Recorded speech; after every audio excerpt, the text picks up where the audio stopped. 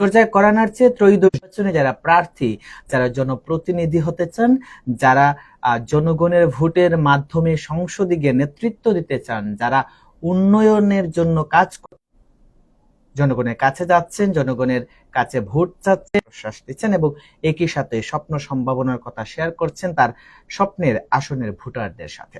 আজকে আমরা এরকমই একজন প্রার্থীকে আমন্ত্রণ জানাই নির্বাচনে সিলেট 1 আসন মাওলানা আব্দুল মালিক চৌধুরী, উলামায়ে ইসলামের কেন্দ্রীয় যুগ্ম মহানগরের সাধারণ সম্পাদক, অর্থাৎ তিনি সিলেট 1 আসনে জমিয়তের প্রার্থী। আমরা কথা বলবো তার সাথে। মাওলানা আব্দুল মালিক চৌধুরী, আপনাকে স্বাগত সিলেটের ভোটের হাওয়াতে। কেমন আছেন? জি, আপনাকে ধন্যবাদ যে আমাকে আজকের এই অনুষ্ঠানে আমন্ত্রণ করার জন্য। জি, আপনাকেও ধন্যবাদ, ব্যস্ততা যাচ্ছে এর মাঝে আমাদেরকে সময় দিয়েছেন। আপনি প্রচার প্রচারণা করছেন, আমরা দেখছি আপনি মাঠে আছেন, ভোটারদের দ্বারে দ্বারে যাচ্ছেন।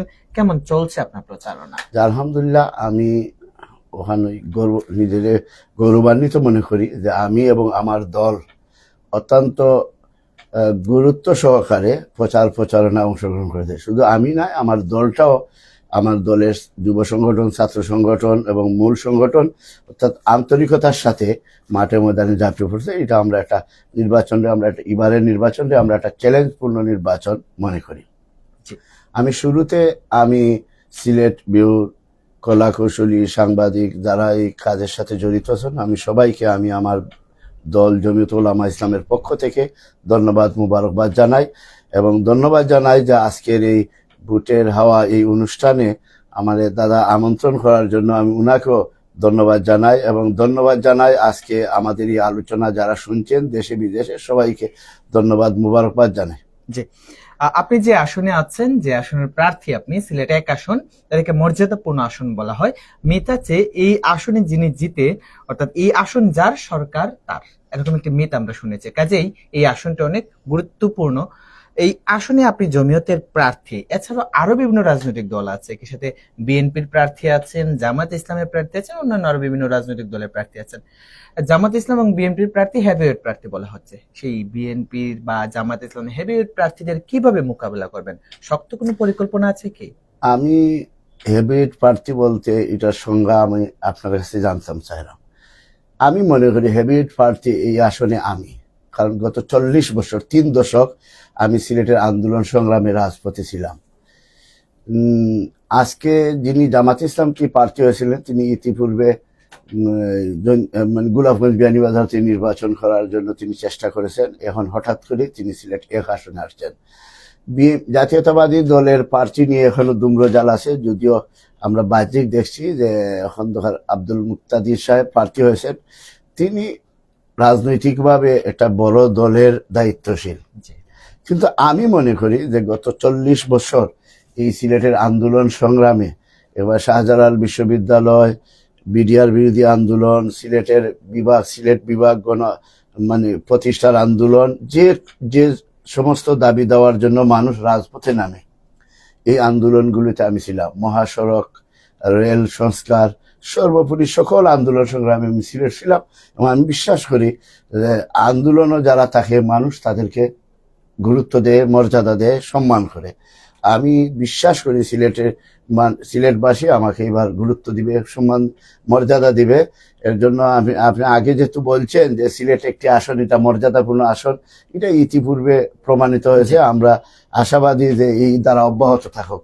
সিলেটের মর্যাদা যেন যারাই নির্বাচিত হন তারা রক্ষা করতে পারেন এবং সিলেটের এই ঐতিহ্য আমরা যারাই নির্বাচিত হবো তারা যেন ধরে রাখতে পারি। জি, যেমনটা আপনি বলছিলেন, আসলে এই জমিয়তে উলামায়ে ইসলামের কেন্দ্রীয় যুগ্ম মহাসচিব আপনি, আপনার কাছে একটা গুরুত্বপূর্ণ প্রশ্ন যেটা আমরা জানতে চাই, এখনো আসলে চূড়ান্ত প্রার্থী বা এই যেমন বিএনপির আমরা দেখলাম চূড়ান্ত প্রার্থী ঘোষণা হয়েছে, জামাত ইসলামের প্রার্থী ঘোষণা করা হয়েছে, সেক্ষেত্রে আপনাদের কি অবস্থান রয়েছে, সাংগঠনিক অবস্থান সিলেট 1 আসনে?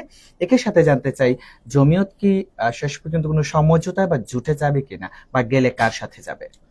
বিষয়টা হইল যে আমরা যারা রাজনীতি করি দেশের স্বার্থে করি, বিশেষ করে জমিয়ত উলামা ইসলাম এটা একটা ঐতিহাসিক রাজনৈতিক দল যার বয়স 106 বছরের উপরে। আমরা ব্রিটিশ বিরোধী আন্দোলন থেকে নিয়ে পাকিস্তান বা 1971 সালে আমাদের কিন্তু ঐতিহাসিক ভূমিকা রয়েছে দেশের পক্ষে।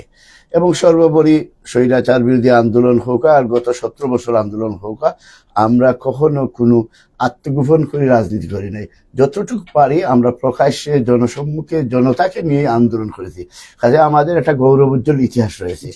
আমরা দেশের জন্য এবং বাংলাদেশের সার্বভৌমত্ব রক্ষার প্রয়োজনে আমরা প্রয়োজন মনে করলে জুটে যাব, যেহেতু আমরা মানুষের কাছে এখনো এই কথা প্রমাণ করতে পারি নাই যে আমরা ক্ষমতায় গেলে দেশকে একটি সমৃদ্ধশালী উন্নত দেশ করতে পারবো। এই কথা আমরা জনগণের কাছে স্টাবলিশ করতে পারি নাই। আমরা এবার 156 সিটের ঘোষণা দিয়েছি, আমরা ক্রমান্বয়ে যেতে চাই। কাজেই সরকার গঠন বা সংসদে যেতে হলে বৃহৎ কোনো রাজনৈতিক দলের সাথে আমাদের ঐক্যের সম্ভাবনা রয়েছে। সেটা ঐক্য হবে দেশ এবং জাতির প্রয়োজনে। দেশের স্বার্থ এবং জাতির দেওয়া যে মানে ওয়াদা, অর্থাৎ এই যে গত বিপ্লবে আমরা ওয়াদা করেছি দেশকে একটা উন্নতশীল দেশ করব, চুরি ডাকাতি হাইজেক রাষ্ট্রীয় সম্পদ আত্মসাৎ এবং সর্বোপরি স্বাধীনতার চেতনা, এই সমুন্নত রেখে আমরা দেশকে এগিয়ে নিয়ে যাব। এই সমস্ত চেতনা যদি সামনে থাকে তাহলে আমরা যে কোনো রাজনৈতিক দলের সাথে জোট করার সম্ভাবনা আছে। এক্ষেত্রে আমরা দৃশ্যমান বিএনপি একটা বৃহৎ রাজনৈতিক দল, তার সাথে আমাদের নেতৃবৃন্দের আলাপ আলোচনা চলছে, কিন্তু জোটের ব্যাপারে এখনো কোনো সিদ্ধান্ত হয় নাই, ফাইনাল কোনো সিদ্ধান্ত হয় নাই। আমরা আলহামদুলিল্লাহ জোট হলেও আমরা নির্বাচনে আসি, জোট না হলেও ময়দানে আমরা আসি। জি, আপনি যেহেতু বললেনই বিএনপির সাথে কথাবার্তা চলছে, জোটে যাওয়ার ব্যাপারটা এখনো সেটা নিশ্চিত নয়। যদি সিলেটে এক আসনে জোটে যাওয়া হয় বা যদি ধানের শীষ প্রতীকেই তাকে আপনাদেরকে আসন ছেড়ে দিতে হয়, সেক্ষেত্রে আপনাদের অবস্থান কি থাকবে, আপনার অবস্থান কি থাকবে? বিষয়টা হইল, আমি মনে করি আর কি, আমার দল আমাকে যথেষ্ট গুরুত্ব দেয়, মূল্যায়ন করে। এই ক্ষেত্রে যেহেতু আমি গত 3 যুগের অধিক সময় এই ময়দানে আসি, আমার মনে হয় বিএনপি সহ জোট আমাকে মূল্যায়ন করবে। একটা কথা আপনাদেরকে স্মরণ করে দিতে চাই, গত 2010 সালের উপনির্বাচনে আমি নবীগঞ্জ বাহুবল খালেদা জিয়ার সিদ্ধান্তে আমি তৎকালীন সময় নমিনেশন থেকে নির্বাচনতে সরে দাঁড়াই এবং আমার সমর্থনেই বৃহত্তর সিলেটে একটি সিট পাস করেছিল, সেই সিট হল নবীগঞ্জ বাহুবল। আমার বিশ্বাস জোট হলে বেগম জিয়া যদি নেতৃত্বে থাকেন তাহলে আমাদেরকে মূল্যায়ন করবে। এরপরেও আমি যেহেতু দল করি, দলের সিদ্ধান্তটাই চূড়ান্ত সিদ্ধান্ত, দল যার পক্ষে যাবে, দল যে সিদ্ধান্ত দেবে আমি এই সিদ্ধান্ত মেনে নিয়েই আমি রাজনীতি করি এবং ভবিষ্যতে করব। আমার বিশ্বাস আমাকে দেওয়া হবে। জি, যেমনটা বলছিলাম আবারও যে মর্যাদাপূর্ণ আসন হচ্ছে সিলেট এক আসন। এই আসনে আসলে জেতাটা কতটুকু গুরুত্বপূর্ণ জমিয়ত প্রার্থী হিসেবে বা জমিয়ত দলের জন্য? আসলে এটা একটা ঐতিহাসিক রাজনৈতিক দল এবং এই দলটার তৃণমূল পর্যায়ে যথেষ্ট মানে অবস্থান রয়েছে, কিন্তু বিস্তৃতি না থাকার কারণে বা সাংগঠনিক শক্তি, আমরা দেশের প্রচলিত যে সাংগঠনিক শক্তি যেটা বোঝায়, এইটা আমাদের না থাকার কারণে আমরা দৃশ্যমান দেখাইতে পারি না। কিন্তু গ্রামগঞ্জে প্রত্যন্ত অঞ্চলে জমিয়তুল উলামা ইসলামের শক্ত একটা অবস্থান রয়েছে। আপনাকে বিভিন্ন সময় আমরা দেখেছি বিভিন্ন দাবি দাবা আদায়ে রাজপথে আপনার সেই ভরাট স্লোগান, সেই ভরাট কণ্ঠ, সেই আন্দোলন সংগ্রামে যখন যান, নেতাকর্মীদের পাশে যান, নেতাকর্মীদের সাপোর্ট পান, আসলে ওইখানকার একটু কথাবার্তা শুনতে চাই। সেই আন্দোলন সংগ্রামের সাহস যোগানো থেকে শুরু করে, যেহেতু আপনি কেন্দ্রীয় দায়িত্বে আছেন, সাংগঠনিক অবস্থান পুরো সিলেটের কথা যদি বলি, সিলেটে যেহেতু 19টি আসন আছে, সেই ক্ষেত্রে সাংগঠনিক অবস্থান বা আপনাদের বিভিন্ন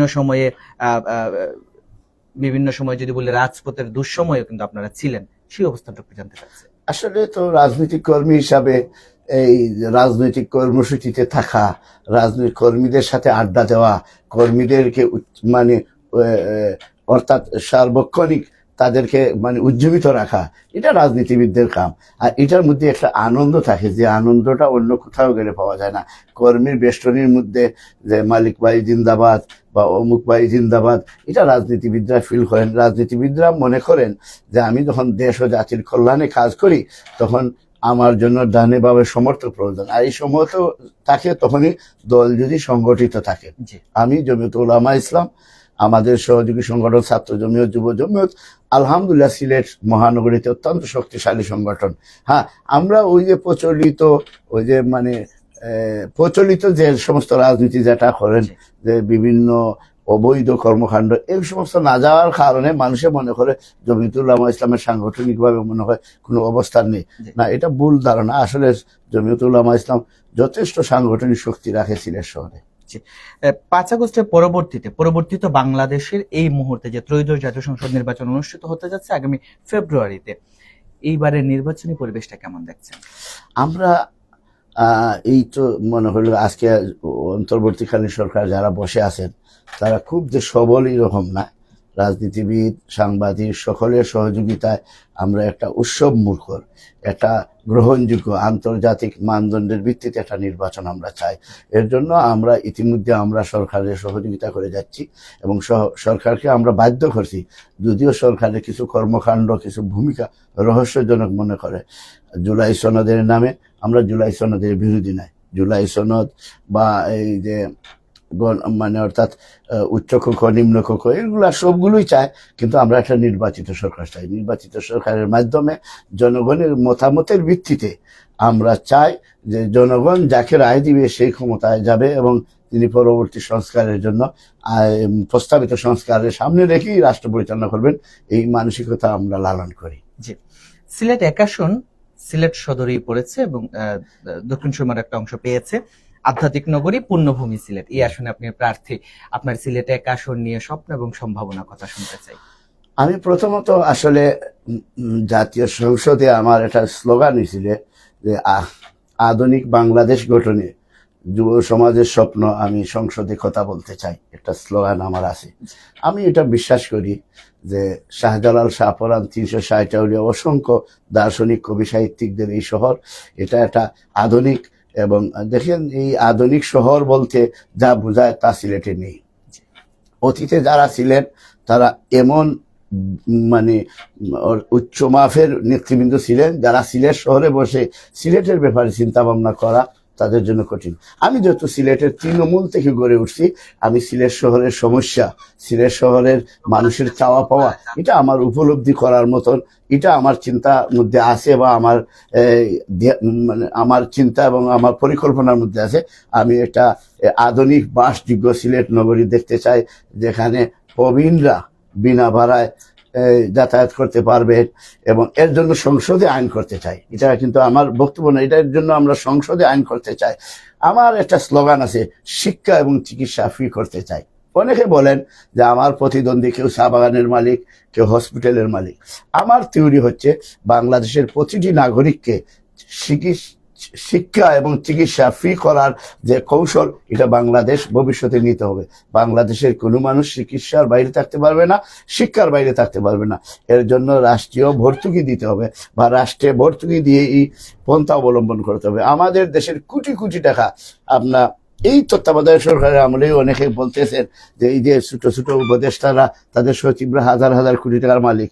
শেখ হাসিনার বিরুদ্ধে তো 15 বছরের অভিযোগ, কিন্তু এই যে 3 মাস 4 মাস বা 1 বছরে যে সমস্ত উপদেষ্টা হয়েছেন, এরা সচিবরা দেখি শুনি যে হাজার হাজার কোটি টাকা। তো এর মানে হলো যে আমরা একটা সম্ভাবনাময় দেশ আছি, যে দেশেরকে আমরা একটা সুষ্ঠু পরিকল্পনার মাধ্যমে আমরা একটা সুন্দর দেশ করতে পারবো। গাদ্দাফি যেভাবে তার নাগরিককে, প্রত্যেক নাগরিককে তেলের একটা হিস্সা দিত, আমরা অন্তত কি পারি না আমার দেশের সব মানুষের শিক্ষা ফ্রি করে দিতে? শিক্ষার নামে কোনো বাণিজ্য চলবে না, চিকিৎসার নামে কোনো বাণিজ্য চলবে না। এই থিওরি নিয়েই আমরা রাজনীতি করি, আমরা জনগণের রাজনীতি করি। এটা ইনশাআল্লাহ আমরা জমিয়তুল উলামা ইসলাম এই চমক নিয়েই সংসদে যেতে চাই, যে আগামী দিনের মানুষ যেন শিক্ষা, চিকিৎসা থেকে বঞ্চিত না হয়। এটাই আমাদের মেসেজ জাতিকে। এবারে ত্রয়োদশ জাতীয় সংসদ নির্বাচনে আলোচিত একটা বিষয় হচ্ছে গণভোট।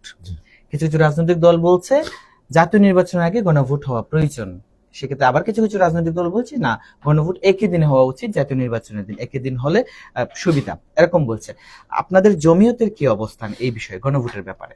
আমরা দল এই বিষয় নিয়ে খুব চুলচেরা বিশ্লেষণ করেছে, কইলেই আমরা এটা উপলব্ধি করেছি, যারা এই মুহূর্তে গণভোট চান তারা জাতীয় নির্বাচনকে পিছানোর জন্য, জাতীয় নির্বাচনকে বানচাল করার জন্য একটা উদ্দেশ্যমূলকভাবেই গণভোট আনছে।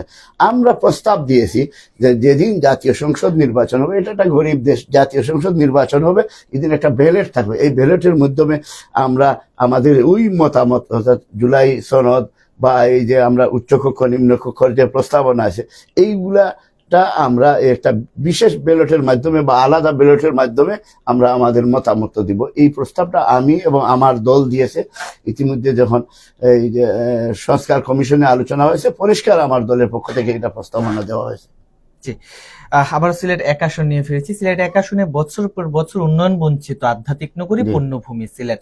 বিভিন্ন যদি বলি যাতায়াত খাত থেকে শুরু করে চিকিৎসা খাত, একটা হসপিটাল রেডি হয়ে কিন্তু পরে আছে, কেউ এটার দায়িত্ব নিচ্ছেন না। অন্যদিকে যাতায়াত ব্যবস্থা, সড়কপথ, রেলপথ, বিমানপথ সব পথেই ভোগান্তি। আপনি সেই আসনে প্রার্থী হতে চান, জনপ্রতিনিধি হতে চান, সংসদে গিয়ে কথা বলতে চান, সিলেট এক আসনের মানুষের জন্য কাজ করতে চান। আমি একেবারে অনুষ্ঠানের শেষ পর্যায়ে চলে এসেছি। সার্বিক বিষয় নিয়ে সিলেট এক আসনে ভোটারদের কি বার্তা দিতে চান? আমি সিলেট এক আসনের ভোটারদেরকে আজকে সিলেট বিউর মাধ্যমে আমি আমার দাদা যে প্রস্তাব দিয়েছেন আমি পরিষ্কার বলতে চাই যে আমরা একটা আধ্যাত্মিক নগরীর একটা আধুনিক সংস্কারের মাধ্যমে, যেহেতু আমার ইউরোপের বিভিন্ন দেশে ঘোরার সুযোগ হয়েছে, আমরা দেখছি আন্তর্জাতিক মানদণ্ডের রাস্তাঘাট। এই ক্ষেত্রে সিলেট একটা প্রবাসী অধ্যাচিত অঞ্চল, কিন্তু প্রবাসী আমাদের ছেলে মেয়েরা এই শহরে বাস করার মতো রাস্তা বা ঘাট, কালভার্ট, ব্রিজ, ওভারব্রিজ কিছুই নেই। এটা একটা জঞ্জাল মুক্ত মানে অর্থাৎ এটা আবর্জনা যুক্ত শহর।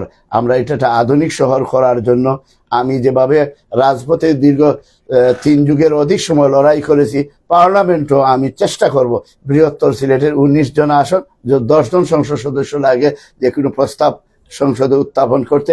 আমি আমার সিলেট বিভাগের মাননীয় সংসদ সদস্যদেরকে যদি আল্লাহ তাআলা আমাকে নির্বাচিত করে আর নিয়েই আমরা চেষ্টা করব বৃহত্তর সিলেটকে একটি আধুনিক বাসযোগ্য নগরী করার জন্য যে সমস্ত পরিকল্পনা এক্সপার্টরা করবেন, ইঞ্জিনিয়াররা করবেন, তাদের মতামতের ভিত্তিতে এবং সাংবাদিক সুশীলদের মতামতের ভিত্তিতে আমি একটা সিলেট আধুনিক নগরী, সুন্দর নগরী, বাসযোগ্য নগরী করার জন্য যে সমস্ত পরিকল্পনার দরকার, যে সমস্ত উদ্যোগের দরকার, এই উদ্যোগ আমি এবং আমার দল নেবে। অসংখ্য ধন্যবাদ আমাদেরকে সময় দেওয়ার জন্য। দর্শক, কথা বলছিলেন মাওলানা আব্দুল মালিক চৌধুরী, যিনি জমিয়তে উলামা ইসলামের কেন্দ্রীয় যুগ্ম মহাসচিব ও সিলেট মহানগরের সাধারণ সম্পাদক।